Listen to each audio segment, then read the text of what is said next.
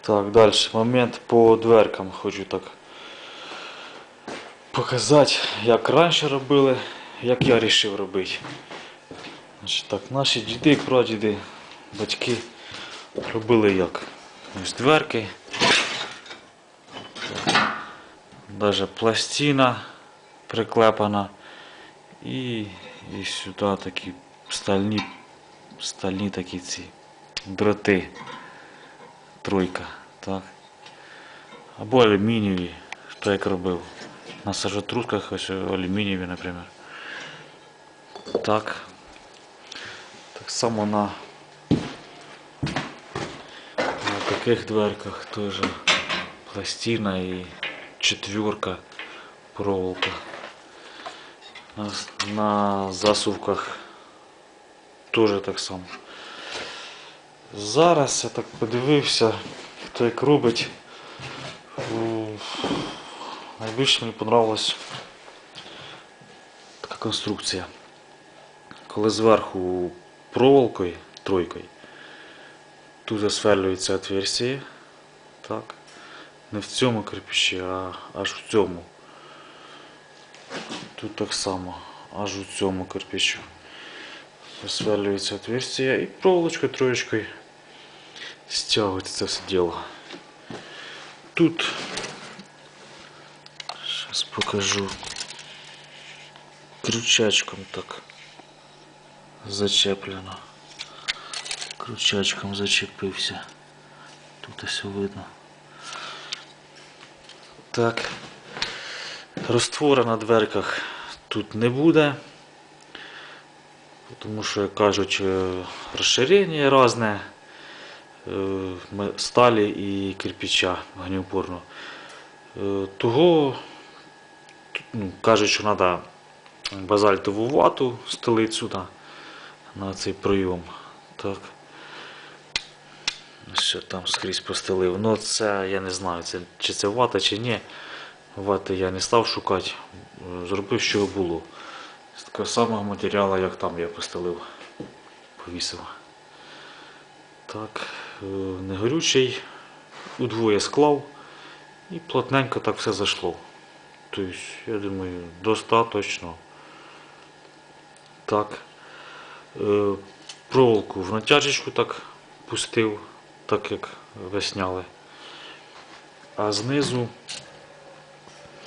зараз покажу, так відкривається, а знизу просто на двох дюбельочках 6 мм прищепився. Так. Вже вона отлично стоїть, рівненько, провірена. Так. Я думаю, достатньо з головою. Тому що були там такі уші стандартні. Ну, під заказ робили ці дверки. Були вони десь тут. Но реально, куди їх причепити? Як їх присверлить там чи як? Отверстие зробити в кирпичу, кирпич чи в шов. Вони в шов не попадали, наприклад. Одна була чуть нижче середини з одного боку, друга була чуть вище середини. Вони в шви не попадали, просто попадали в кирпичі. Тобто раствор ще не такий твердий, щоб сверлити і сверлити. Немає як. Ну я вирішив так зробити. Пообрізав його, там закрасив і все нормально. Так, є таке діло. А тут зверху вже можна ложити таку цеглину. Якраз воно так стає. Отличненько. Мотоблок поїхав. А звук наче вертольот летить. Так, ну все, тоді їдемо далі. Докладую 5-й рядочок, це район топки остався. Там сажотруски якраз буду ставити. Так, сажотруски, кстати, будуть ці, я вже показував. Ще їх почищу. Но є ще одна така інтересна сажотруска. Була на грубі. От така, вроді без якогось котла, як мені об'ясняв батько. Такі мощні ребра. Раніше тут були просто прорізі, отверстій не було. Це вже самі досверлювали. Отверстія міліметрів 20, десь так. Так, мощна така залізяка мощна.